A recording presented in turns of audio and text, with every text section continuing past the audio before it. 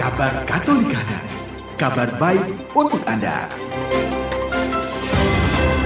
Halo Sobat Katolikana, jumpa lagi di Kabar Katolikana. Kita simak kabar yang pertama. Bursa saham Asia tergelincir usai rilis data inflasi dan kekhawatiran resesi Amerika Serikat. Liputan6.com melaporkan bursa saham Asia Pasifik melemah pada perdagangan saham hari Kamis 13 April 2023 setelah rilis pertemuan Bank Sentral Amerika Serikat atau The Federal Reserve. Dari pertemuan The Fed menunjukkan kalau pejabat The Fed melihat ekonomi Amerika Serikat memasuki resesi. Komentar dari The Fed menghapus kenaikan sebelumnya yang terlihat di Wall Street setelah rilis laporan indeks harga konsumen yang menunjukkan inflasi mereda pada Maret. CPI naik 0,1% pada bulan ini terhadap estimasi Dow Jones sebesar 0,2% dan 5% dari tahun lalu versus estimasi 5,1%. Tidak termasuk makanan dan energi, CPI inti naik 0,4% dan 5,6% secara tahunan. Indeks Kospi Korea Selatan juga mengalami penurunan terbesar pada awal sesi perdagangan. Indeks Kospi susut 0,3% dan indeks Kosdaq susut 0,47%. Di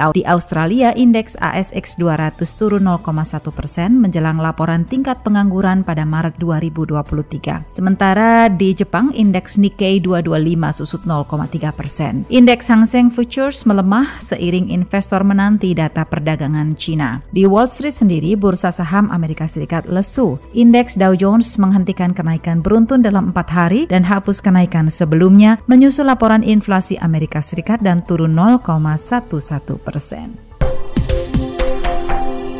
Menuju ke kabar selanjutnya, ribuan biarawati Katolik bergabung dalam perjuangan hak kaum transgender. Kami kutip dari katoliknews.com, Federasi Saudari dari Santo Yosef atau The Sisters of Saint Joseph Federation bersama beberapa organisasi Katolik lainnya di Amerika Serikat menerbitkan surat terbuka pada Hari Visibilitas Transgender yang mendukung komunitas LGBTQ. Bunyi surat itu adalah bahwa sebagai religius Katolik yang bergaul dan sebagai mitra mereka dalam misi, mereka dengan sepenuh hati menegaskan bahwa individu transgender, non-biner, dan ekspansif gender dicintai dan disayangi oleh Tuhan. Surat para biarawati itu menambahkan bahwa orang transgender di Amerika Serikat mengalami kerugian dan penghapusan karena undang-undang anti-LGBTQ. Diskriminasi dan retorika berbahaya dari beberapa institusi Kristen termasuk Gereja Katolik.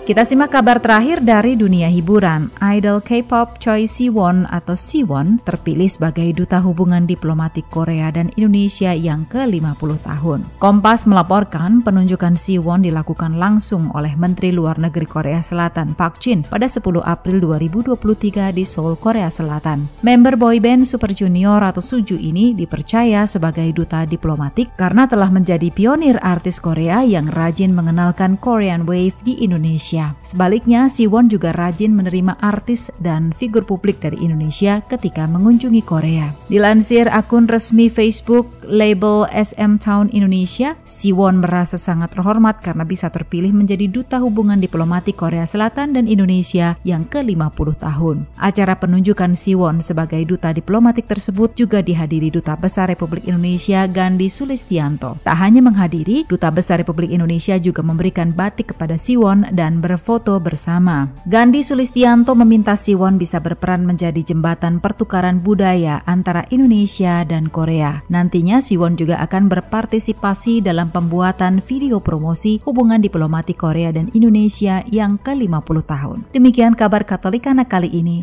Sampai jumpa di kabar Katolikana berikutnya. Demikian kabar Katolikana. Dapatkan kabar-kabar baik lainnya hanya di Radio Katolikana. Sampai jumpa.